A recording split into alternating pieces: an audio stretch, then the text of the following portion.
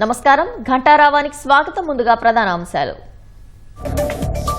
పట్టాలెక్కిన దక్షిణ కోస్తా railway zone కార్యకలాపాలు 1,06,000 కోట్లతో సమకూరనున్న మౌలిక వస్తువులు.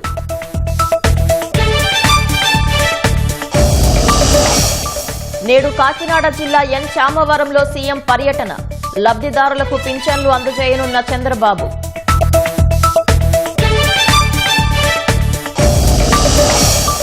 ఏపీ పవర్ సెక్టార్లో సరికొత్త సాంకేతిక విప్లవం, విద్యుత్ లైన్ల పర్యవేక్షణ కోసం కృత్రిమ మేధ వినియోగం.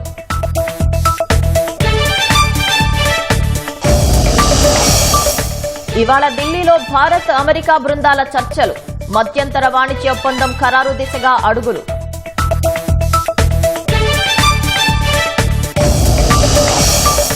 మయన్మార్లోని ఓ భవనంలో భారీ పేలుడు, 45 మందికి పైగా దుర్మరణం, 100కు పైగా ఇళ్లు ధ్వంసం.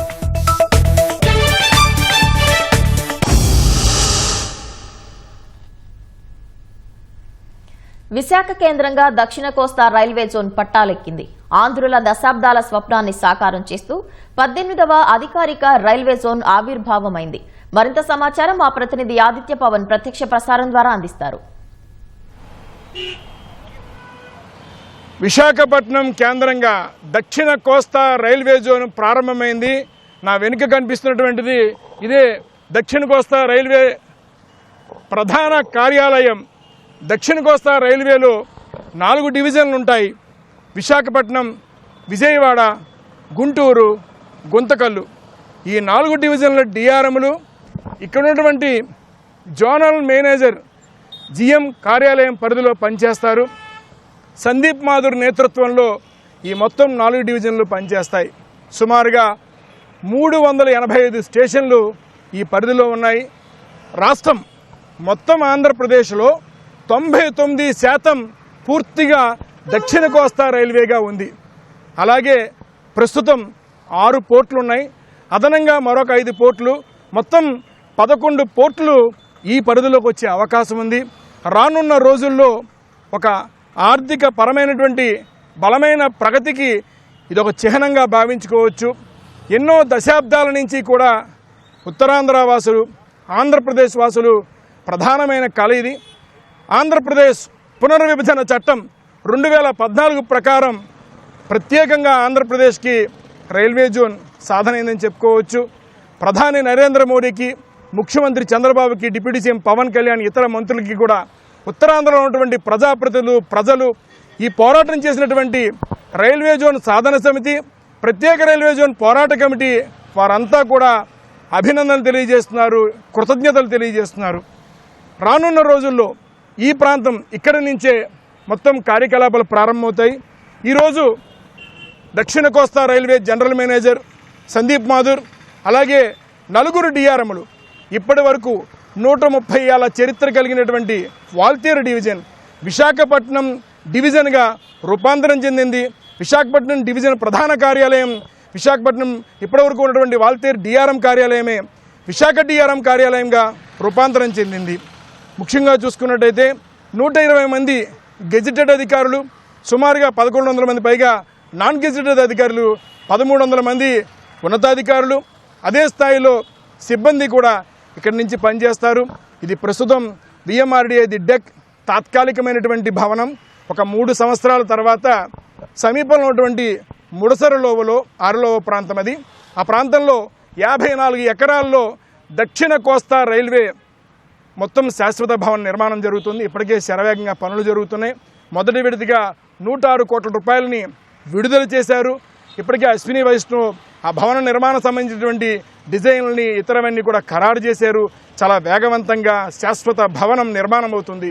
దక్షిణ కోస్తా రైల్వే ఆవిర్భావం ఇటు ఆంధ్రప్రదేశ్లో రైల్వే ప్రగతికి ఒక చిహ్నంగా భావించుకోవచ్చు.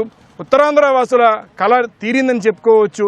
ఎన్నో దశాబ్దాల నుంచి పోరాటాలు చేస్తున్నారు. ఎందుకంటే విశాఖపట్నం పేరు పెట్టిన విశాఖ ఎక్స్ప్రెస్ ఇక్కడి నుంచి కాకుండా బయట నుంచి బయలుదేరిన సమయంలో ఎంతో పెద్ద ఉద్యమాన్ని చేశారు.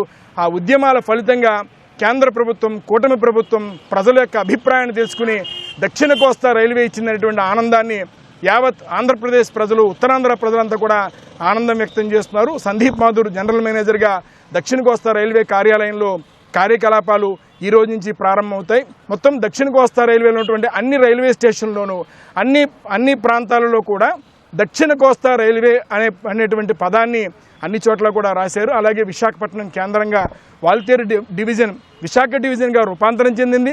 విశాఖ డివిజన్ కార్యాలయం కూడా ప్రారంభమైంది. విశాఖ డివిజన్ కార్యాలయం నుంచి కార్యకలాపాలు ప్రారంభమవుతున్నాయి. ఇప్పటికే దక్షిణ కోస్తా రైల్వేలో 3 ప్రధానమైనటువంటి రైల్వే స్టేషన్లు ఉన్నాయి. విశాఖపట్నం, విజయవాడ, తిరుపతి ప్రధానమైన రైల్వే స్టేషన్లుగా ఉన్నాయి. రానున్న రోజుల్లో లోకో షెడ్లు వచ్చేటువంటి అవకాశం ఉంది. అలాగే అనేక ఇప్పటికే వ్యాగన్ సంబంధించిన విశాఖపట్నం వడ్లపూడిలో వ్యాగన్ ఫ్యాక్టరీ ఉంది. రానున్న రోజుల్లో మరిన్ని కర్మాగారాలు, రైల్వే పరమైన అభివృద్ధి కార్యక్రమాలకు, నిర్ణయాలకు, అనేక సమావేశాలకు కూడా దక్షిణ కోస్తా రైల్వే కార్యాలయం సంసిద్ధంగా ఉంది. కార్యకలాపాలు ప్రారంభించారు. దక్షిణ కోస్తా railway general manager Sandeep Mathur ఈరోజు ఒక సమావేశాన్ని నిర్వహిస్తున్నారు. ఈ సమావేశానికి 4 విశాఖ, విజయవాడ, గుంతకల్లు, గుంటూరు 4 డిఆర్ఎంలు కూడా హాజరవుతున్నారు. కెమెరా పర్సన్ సురేష్తో ఆదిత్య పవన్, విశాఖపట్నం. రైల్వే జోన్ దశాబ్దాల ప్రజల ఆకాంక్షలకు ప్రతిరూపం. 3 తరాల ఎడతెగని పోరాటానికి నిదర్శనం. ఎట్టకేలకు నేటితో అయ్యింది ఆ కల సాకారం. కానీ మనకంటూ ప్రత్యేకంగా రైల్వే జోన్ ఉండాలన్న కాంక్ష ఎలా పుట్టింది? అందుకోసం సుదీర్ఘకాలం పాటు రాష్ట్ర ప్రజానీకం ఎలాంటి పోరాట పటిమను చూపింది? ఏపీ విభజన చట్టంలో హామీ ఇచ్చినా ఆచరణలోకి రావటానికి పుష్కరకాలం ఎందుకు పట్టింది? ఎన్నో అవాంతరాలను, అడ్డంకులను దాటుకొని నేటికి ఆ స్వప్నం ఎలా నెరవేరింది? రాష్ట్ర రవాణా రంగ ముఖచిత్రాన్ని విశాఖ కేంద్రంగా నేటి నుంచి కార్యకలాపాలను ప్రారంభమైన దక్షిణ కోస్తా రైల్వే జోన్ ఎలా మార్చనుంది? డీటెయిల్ స్టోరీలో చూద్దాం. దక్షిణ కోస్తా రైల్వే జోన్ ఇదేమీ అంత ఆషామాషీగా ఏర్పాటు కాలేదు. ఈ కల సాకారం వెనుక ఒక సుదీర్ఘ పోరాటం ఉంది. ఎన్నో అవమానాలు, వివక్షలను ఏపీ ప్రజలు, యువత ఎదుర్కోవటమే కాదు, అవకాశాలను కోల్పోయారు. ఆర్ఆర్బీ పరీక్షలు రాసేందుకు పొరుగు రాష్ట్రాలకు వెళ్లి ఇబ్బందులు ఎదుర్కొన్నారు, దాడులకు గురయ్యారు. ఇలాంటి పరిస్థితుల మధ్యే విశాఖ కేంద్రంగా రైల్వే జోన్ సాధన ఉద్యమం పురుడు పోసుకుంది. దశాబ్దాలుగా శాంతియుత, తీవ్రస్థాయి ఉద్యమాలు కొనసాగించి అనుకున్న లక్ష్యాన్ని అంతిమంగా సాధించింది. ప్రాజెక్టుపై ముఖ్యమంత్రి స్పందించాలి. రైల్వే ప్రాజెక్టు సాధించుకు రావాలి.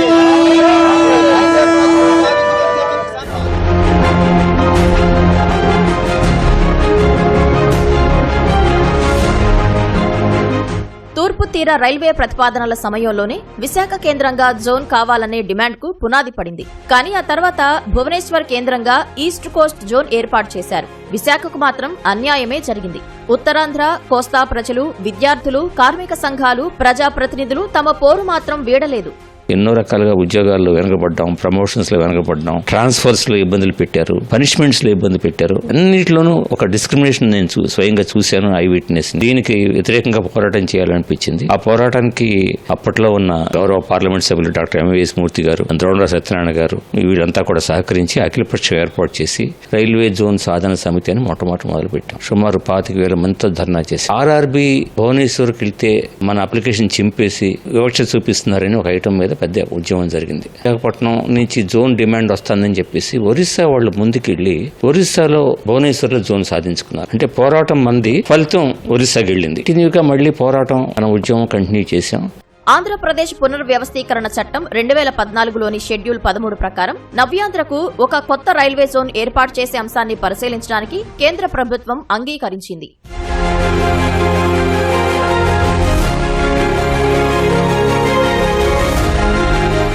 విశాఖపట్నంలో రైల్వే జోన్ సాధన సమితి ఆధ్వర్యంలో ధర్నాలు, రాస్తారోకోలు, మిలియన్ మార్చులు జరిగాయి. ఉత్తరాంధ్ర ప్రజలు, ప్రజాప్రతినిధులు రాజకీయాలకు అతీతంగా పార్లమెంట్లోనూ వీధుల్లోనూ గళమెత్తారు. Visakha railway zone.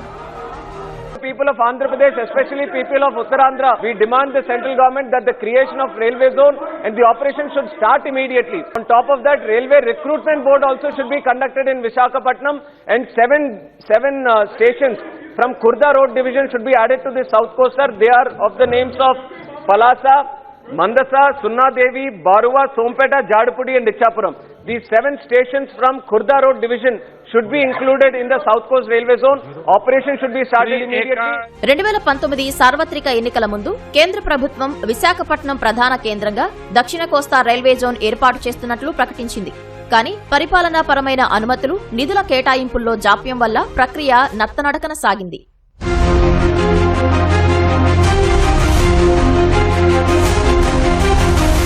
Railway board కేంద్ర కేబినెట్ తుది ఆమోదంతో 2026 మే 4న దక్షిణ కోస్తా రైల్వే జోన్ అధికారిక పరిధిని నిర్దేశిస్తూ కేంద్ర ప్రభుత్వం గెజిట్ నోటిఫికేషన్ విడుదల చేసింది.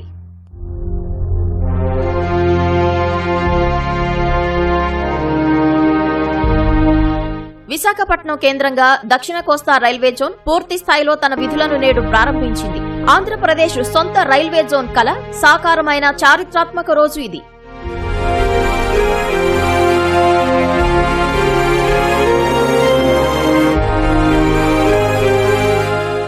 జోన్పై 2019లో ప్రకటన చేసినప్పటికీ కేంద్రం పెట్టిన మరో మెలిక, ఆపై వైసీపీ నిర్లక్ష్య ధోరణి ఇన్నాళ్ల కాలయాపనకు కారణమైంది. 2019లో కేంద్ర ప్రభుత్వం దక్షిణ కోస్తా రైల్వే జోన్ ప్రకటిస్తూనే వాల్తేరు డివిజన్ను రద్దు చేస్తున్నట్లు పేర్కొంది.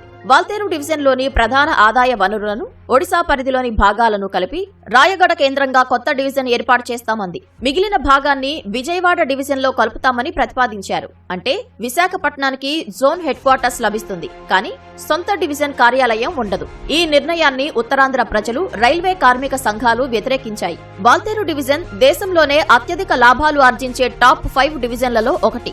గూడ్స్ రవాణా ద్వారానే దీనికి వేల కోట్ల ఆదాయం వస్తుంది. ఆదాయం వచ్చే ప్రధాన మార్గాలన్నింటినీ ఒడిశా వైపునకు, రాయగడ డివిజన్ కు తరలించి కేవలం ఖర్చులతో కూడిన ప్యాసింజర్ లైన్లను మాత్రమే విజయవాడ డివిజన్ లో కలపటం వల్ల కొత్త జోన్ కు ఆర్థిక బలం తగ్గుతుంది. విశాఖ నగరంలో ఒక చిన్న రైలు నడపాలన్నా, స్టేషన్ పరిధిలో ఏ చిన్న సమస్య వచ్చినా అడ్మినిస్ట్రేటివ్ అనుమతుల కోసం విజయవాడ డివిజన్ కార్యాలయంపై ఆధారపడాలి. జోన్ హెడ్ క్వార్టర్స్ ఉన్న నగరంలోనే సొంత డివిజన్ లేకపోవటం అనేది దేశ రైల్వే చరిత్రలోనే ఎక్కడా లేని వింత ప్రయోగం. 100 ఏళ్ల చరిత్ర కలిగిన వాల్తేరు డివిజన్ రద్దయితే ఇక్కడి డివిజనల్ రైల్వే మేనేజర్ కార్యాలయంలో పనిచేసే వేల మంది సిబ్బందిని ఇతర ప్రాంతాలకు బదిలీ చేయాల్సి వస్తుంది. దీనివల్ల స్థానికంగా ఉండే ఉద్యోగాల సంఖ్య పెరగాల్సింది పోయి తగ్గుతుందనే ఆందోళన వ్యక్తమైంది. ఈ వివాదంతో పాటు జోన్ కార్యాలయం ఏర్పాటుకు వైసీపీ ప్రభుత్వంలో భూమి కేటాయించకపోవడం కూడా జాప్యానికి కారణమైంది. ఈ విషయాన్ని కేంద్ర మంత్రి స్వయంగా ప్రకటించారు. Sir, is there any deadline to operationalize the new railway zone in Visakhapatnam? The time zero starts from the day land is handed over. Already 5 years over, sir.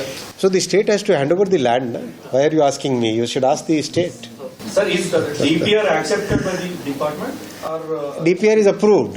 Question is land. I've told the question is land. Land has to be given. 2024 ఎన్నికల సమయంలో విశాఖ డివిజన్తో కూడిన railway zone ఏర్పాటుకు కృషి చేస్తామని కూటమి పార్టీల MP అభ్యర్థి శ్రీభరత్ హామీ ఇచ్చారు. అధికారంలోకి వచ్చాక ఆయనతో పాటు ఇతర ఎంపీలు, సీఎం చంద్రబాబు, కూటమి పెద్దలు విశేష కృషి చేశారు. కేంద్రంతో మాట్లాడి అనుకున్నది సాధించారు. మే 4, 2026న విడుదలైన తుది గెజిట్ నోటిఫికేషన్లో పరిపాలనాపరమైన సర్దుబాట్లు చేశారు. విశాఖపట్నానికి జోన్ హెడ్ క్వార్టర్స్ హోదాతో పాటు విశాఖకు ప్రత్యేక కార్యాచరణ హక్కులు కల్పించేలా స్పష్టతనిచ్చారు. రైల్వే జోన్ ఎలక్షన్ ముందు చెప్తే చాలా మంది నమ్మలేదు, కానీ within 2 years railway zone gazette notification issue అవడము, June 1 నుంచి ఒఫిషియల్గా అవడము, వాల్టేర్ డివిజన్ రీటైన్ అయ్యి రీనేమ్ అవడము విశాఖపట్నంగా. ఏదైతే అసాధ్యం అనుకున్నారో అన్నీ ఇవాళ సాధించగలిగాము అంటే డెఫినెట్గా దట్ సిన్సియారిటీ ఉంటే అవుతుందని నా నమ్మకము. సో ఐఎమ్ హ్యాపీ అండి, చాలా హ్యాపీగా ఉన్నాము. దక్షిణ కోస్తా రైల్వే జోన్ దేశంలోనే అత్యధిక ఆదాయం ఆర్జించే జోన్లలో ఒకటిగా నిలవబోతోంది. విజయవాడ, గుంటూరు, గుంతకల్లు డివిజన్లతో పాటు విశాఖ కొత్త డివిజన్ పరిధిలోని గూడ్స్, ప్యాసింజర్ సేవలతో ఏడాదికి సుమారు 12,000 కోట్ల నుంచి 15,000 కోట్ల రూపాయల ఆదాయం లభిస్తుందని అంచనా. స్థానిక ఆర్థిక వ్యవస్థ ఊహించని రీతిలో పుంజుకునే అవకాశం ఉంది. రైల్వే జోన్ కార్యాలయం ఏర్పాటుతో వందల మంది ఉన్నతాధికారులు, వేల మంది సిబ్బంది విశాఖకు తరలివస్తారు. విశాఖ, మధురవాడ, ఆనందపురం, గాజువాక, పెందుర్తి వైపు గృహ నిర్మాణ రంగానికి డిమాండ్ పెరుగుతుందని అంచనా. భూముల విలువలు 20% నుంచి 30% వరకు వృద్ధి చెందే అవకాశం ఉందని స్థానికులు చెబుతున్నారు. నిరంతరం రైల్వే బోర్డు ప్రతినిధులు, వ్యాపారవేత్తలు, కాంట్రాక్టర్లు విశాఖకు రాకపోకలు సాగిస్తారు. స్టార్ హోటళ్లు, బడ్జెట్ హోటళ్లు, లాడ్జింగ్స్, రెస్టారెంట్ల వ్యాపారం కనీసం 35% పెరుగుతుందని అంచనా. ట్రావెల్ ఏజెన్సీలు, లోకల్ క్యాబ్ సర్వీసులకు నిరంతర ఆక్యుపెన్సీ లభించే అవకాశం ఉంది. రైల్వే లావాదేవీలు, కొత్త ప్రాజెక్టు ప్రాజెక్టుల కాంట్రాక్టుల వల్ల బ్యాంకింగ్ రంగ కార్యకలాపాలు పెరుగుతాయి. ఉద్యోగుల కుటుంబాల రాకతో అంతర్జాతీయ ప్రమాణాలు కలిగిన పాఠశాలలు, కార్పొరేట్ ఆసుపత్రుల విస్తరణ వేగవంతమవుతుందని అంచనా.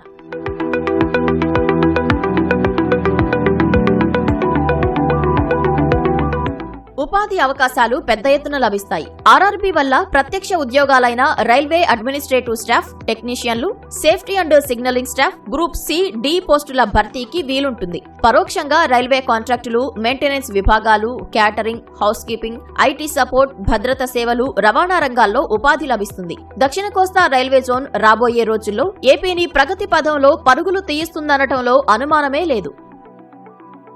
ముఖ్యమంత్రి చంద్రబాబు నాయుడు కాకినాడ జిల్లా తుని నియోజకవర్గంలో పర్యటించనున్నారు. ఎన్ చామవరంలో పేదల సేవలో కార్యక్రమంలో సీఎం పాల్గొనున్నారు. ఉదయం 11 గంటలకు ప్రజావేదిక సభలో పాల్గొంటారు. ప్రజలతో మాట్లాడి సమస్యలు తెలుసుకుంటారు. సమస్యల పరిష్కారంపై అధికారులతో చర్చిస్తారు. మధ్యాహ్నం లబ్దిదారులకు ఎన్టీఆర్ భరోసా పింఛన్లు అందజేస్తారు. అనంతరం తుని నియోజకవర్గ టీడీపీ శ్రేణులతో చంద్రబాబు సమావేశం కానున్నారు. స్థానిక సంస్థల ఎన్నికల సన్నద్దత, కూటమి బలోపేతం, స్థానిక పరిస్థితులపై నాయకులు, కార్యకర్తలతో సీఎం చర్చించనున్నారు. ఎండల తీవ్రత దృష్ట్యా ప్రజావేదిక సభ వద్ద ప్రత్యేక ఏర్పాట్లు చేశారు. వైద్య శిబిరాలు కూడా అందుబాటులో ఉంచారు. సీఎం పర్యటన ఏర్పాట్లను కాకినాడ జిల్లా కలెక్టర్ హరీందర్ ప్రసాద్, ఎస్పీ బిందు మాధవ్, ఇతర అధికారులు పరిశీలించారు. భారత్ అమెరికా మధ్య మధ్యంతర వాణిజ్య ఒప్పందాన్ని ఖరారు చేసే దిశగా కీలక చర్చలకు సర్వం సిద్దమైంది. అమెరికా బృందం 4 రోజుల పర్యటన కోసం ఇవాళ ఢిల్లీకి రానుంది. అమెరికా బృందానికి బ్రెండన్ లించ్ నేతృత్వం వహించనుండగా భారత బృందానికి కేంద్ర వాణిజ్య శాఖ అదనపు కార్యదర్శి దర్పణ్ జైన్ సారథ్యం వహిస్తారు. మధ్యంతర వాణిజ్య ఒప్పంద వివరాలను ఖరారు చేయడం సహా ద్వైపాక్షిక వాణిజ్య ఒప్పందంపై చర్చలను ముందుకు తీసుకెళ్లాలని నిర్ణయించినట్లు కేంద్ర వాణిజ్య మంత్రిత్వ శాఖ తెలిపింది. ఫిబ్రవరి 7న తాత్కాలిక వాణిజ్య ఒప్పందం ముసాయిదాను ఖరారు చేస్తూ భారత్, అమెరికా సంయుక్త ప్రకటన చేశాయి. అయితే ఫిబ్రవరి 20న ట్రంప్ సర్కారు విధించిన సుంకాలను అమెరికా సుప్రీంకోర్టు రద్దు చేసింది. ఫలితంగా ఇరు దేశాల మధ్య వాణిజ్య ఒప్పందంపై సందిగ్ధత ఏర్పడింది. పలుమార్లు ఇరు దేశాల మధ్య చర్చలు జరిగినా తుది ఒప్పందం ఖరారు కాలేదు. ముసాయిదా వాణిజ్య ఒప్పందంతో పోలిస్తే తుది ఒప్పందంలో మార్పులు జరిగే అవకాశం ఉంది. పలు ఉత్పత్తులపై సుంకాలను తగ్గించాలని భారత్ పట్టుబడుతున్నట్లు తెలిసింది. మయన్మార్లోని ఈశాన్య ప్రాంతంలో ఓ భవనంలో భారీ పేలుడు సంభవించింది. పేలుడు ధాటికి 45 మందికి పైగా ప్రాణాలు కోల్పోగా మరో 70 మందికి పైగా తీవ్రంగా గాయపడినట్లు అధికారులు తెలిపారు. చైనా సరిహద్దుకు కేవలం 3 కిలోమీటర్ల దూరంలో ఉన్న నామ్ఖమ్ టౌన్షిప్ పరిధిలోని కౌంగ్టుప్ గ్రామంలో ఈ దారుణం జరిగింది. ఘటనా స్థలికి సమీపంలోని దాదాపు 100కు పైగా ఇళ్లు ధ్వంసమైనట్లు అధికారులు చెప్పారు. మైనింగ్ కోసం ఉపయోగించే పేలుడు పదార్థాలను నిల్వ ఉంచిన గోదాంలో ఈ ప్రమాదం జరిగిందన్నారు. ఈ ప్రాంతం మయన్మార్ ప్రభుత్వంతో పోరాడుతున్న సాయుధ తిరుగుబాటు వర్గం తాంగ్ నేషనల్ లిబరేషన్ ఆర్మీ TNLA ఆధీనంలో ఉంది.